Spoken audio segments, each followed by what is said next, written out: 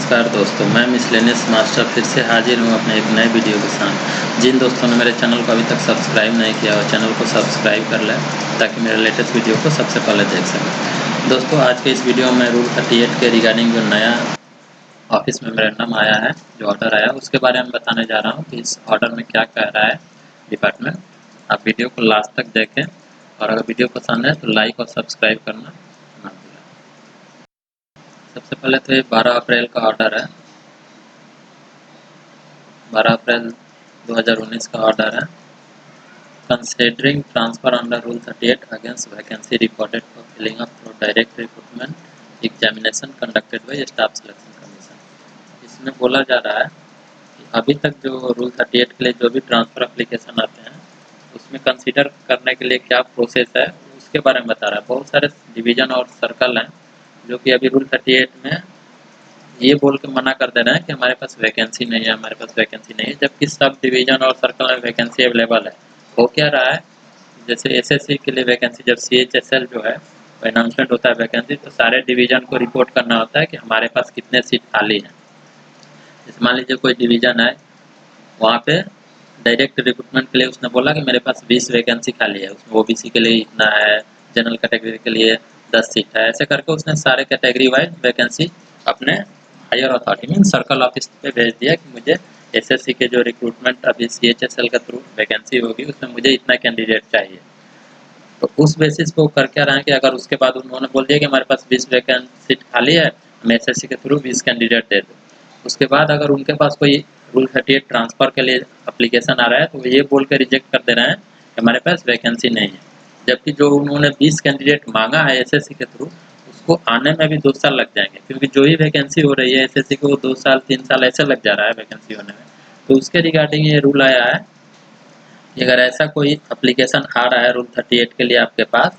और आप बोल रहे हैं कि हमने एसएससी के थ्रू 20 कैंडिडेट मांग लिया है, तो आप पहले जो रूल 38 का एप्लीकेशन आ रहा है आप उसको कंसीडर करें,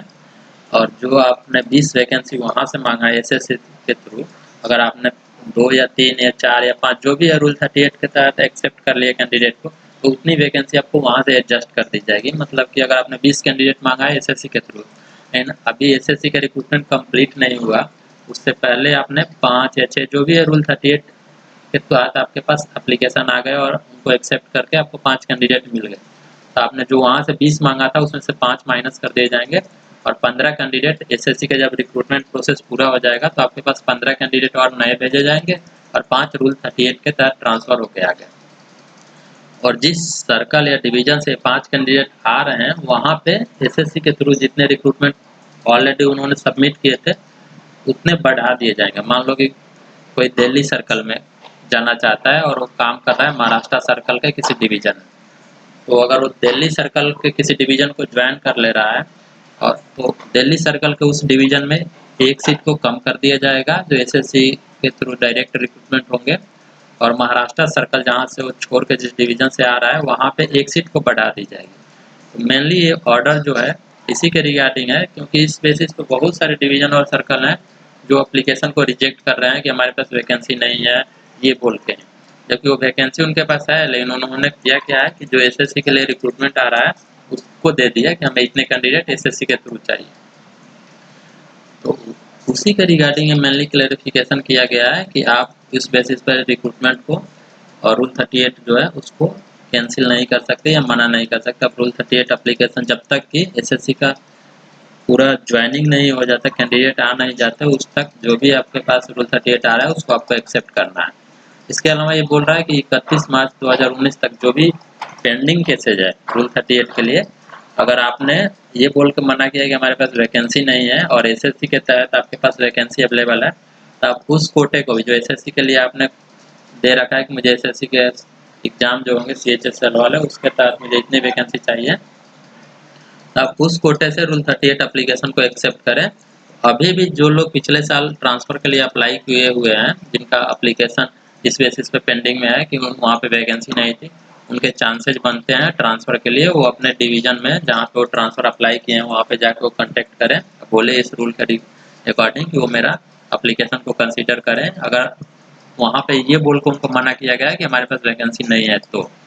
और कोई केस है तो उसके रिगार्डिंग आप क्लेम नहीं कर सकते। लेकिन अगर वैकेंसी नहीं है बोल के उन्होंने मना किया है, अभी भी आपके पास चांसेज है कि आपको ट्रांसफ़र इस साल में, मतलब जो 31 मार्च 2019 तक का जो एप्लीकेशन प्रोसेस था उसमें आपको मिल सकता है। आप अपने डिवीज़न से, कंसर्न डिवीज़न से पता कर सकते हैं। इसके अलावा जो बाकी सब केसेज हैं, जो भी रूल अभी इसमें दे रखा है वो सारे ओल्ड वाले जो थे वही है कि जो आपकी ट्रांसफ़र होगा वो सेम कैटेगरी के वैकेंसी के अगेंस्ट ही होगा। अगर जो एससी है उसका एससी से होगा, एसटी, ओबीसी जो भी मतलब कैटेगरी है उस कैटेगरी के अकॉर्डिंग जो वैकेंसी उस डिवीज़न में होगी तभी आपका ट्रांसफ़र हो पाएगा। जैसा कि ये जो पॉइंट है 5 नंबर जो पॉइंट है इसमें क्लियर एग्जाम्पल के साथ समझा रखा है। जैसे कि कोई एक ओबीसी कैंडिडेट है वो सर्कल एक्स में काम कर रहा है और जुलाई 2018 में ट्रांसफ़र के लिए सर्कल वाई को ट्रांसफ़र अप्लाई किया। कोई ओबीसी कैंडिडेट है वो सर्कल एक्स में काम कर रहा है और जुलाई 2018 में सर्कल वाई के लिए ट्रांसफ़र अप्लाई कर रहा है। अगर सर्कल वाई जो है वहाँ पे ओबीसी वैकेंसी 2018-19 रिक्रूटमेंट ईयर के लिए है, तो ऐसे केस में होगा क्या कि जो सर्कल एक्स का कैंडिडेट है, जो ओबीसी कैंडिडेट है, उसको ट्रांसफ़र तो मिल जाएगा सर्कल वाई में। उसके बाद क्या होगा, एक वैकेंसी जो होगी वो सर्कल एक्स से ओबीसी की एक वैकेंसी कम कर दी जाए, बढ़ा दी जाएगी। मीन्स सर्कल एक्स से वो ट्रांसफ़र होकर जा रहा है तो वहाँ पे एक वैकेंसी ओबीसी कैंडिडेट की बढ़ा दी जाएगी, और वो सर्कल वाई को ज्वाइन कर रहा है तो वहाँ पे एक वैकेंसी सर्कल वाई का जो है वो रिड्यूस कर दिया जाएगा। तो यही बता रहा है कि एक सर्कल से हम दूसरे सर्कल अगर कोई छोड़ के जा रहा है तो सेम कैटेगरी में जहाँ से वो छोड़ के जा रहा है वहाँ पे एक वैकेंसी बढ़ा दी जाएगी डायरेक्ट रिक्रूटमेंट के लिए, और जहाँ पे जाके वो ज्वाइन कर रहा है वहाँ पे एक वैकेंसी कम कर दी जाएगी। तो सिंपल सा यही रूल बताया गया इसमें।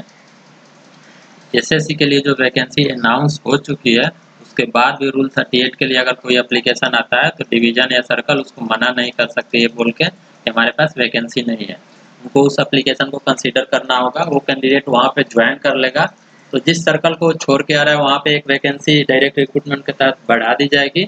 और जहाँ पे वो ज्वाइन कर रहा है वहाँ पे एक घटा दी जाएगी। इसका सिंपल सा यही लॉजिक निकला है और यही ऑर्डर में बोला जा रहा है कि आप ये बोल के मना नहीं कर सकते कि हमारे पास वैकेंसी नहीं है। उसके बाद इसके लिए टाइम फिक्स किया गया है कि 15 मई 2019 जो है उस टाइम तक सब सर्कल ये बता दें उनके पास कैटेगरी वाइज कितनी वैकेंसी है। जो भी मतलब पेंडिंग केसेज है रूल 38 के वो एक्सेप्ट करें या रिजेक्ट करें, मतलब अगर वो एक्सेप्ट कर रहे हैं तो उनके यहाँ सीट कम बेस हो सकते हैं। तो सारे डिटेल्स के लिए टाइम दिया गया है कि 15 मई तक हर एक सर्कल ये बताएं कि वो कितने नए वैकेंसी ले रहे हैं कैटेगरी वाइज या नहीं ले रहे हैं, और उसके बाद फाइनल वैकेंसी जो होगी एसएससी के थ्रू वो आगे फॉरवर्ड कर दी जाएगी किस सर्कल के लिए कितनी वैकेंसी अवेलेबल रह रही है। और जो सारे कैंडिडेट एक सर्कल से दूसरे सर्कल जब ट्रांसफ़र हो जाएंगे 15 मई के बाद, तब ये फाइनल बताया जाएगा कि कौन से सर्कल पे कितनी वैकेंसी अवेलेबल है, और वो सेम चीज़ एसएससी को इन्फॉर्म कर दी जाएगी आगे, ताकि जो नेक्स्ट रिक्रूटमेंट होगा उस बेसिस पे उतने कैंडिडेट उस सर्कल को दिए जा सकें। तो आज के इस वीडियो में बस इतना ही दोस्तों। अगर अभी भी आपको इसके रिगार्डिंग कोई डाउट हो तो आप मुझे कमेंट करके पूछ सकते हैं, मैं आपके डाउट को क्लियर करने की कोशिश करूंगा। और जिन दोस्तों ने अभी तक चैनल को सब्सक्राइब नहीं किया वो सब्सक्राइब कर लें। गवर्नमेंट जॉब से रिलेटेड बहुत सारी इन्फॉर्मेशन मैं हमेशा शेयर करते रहता हूँ। धन्यवाद दोस्तों।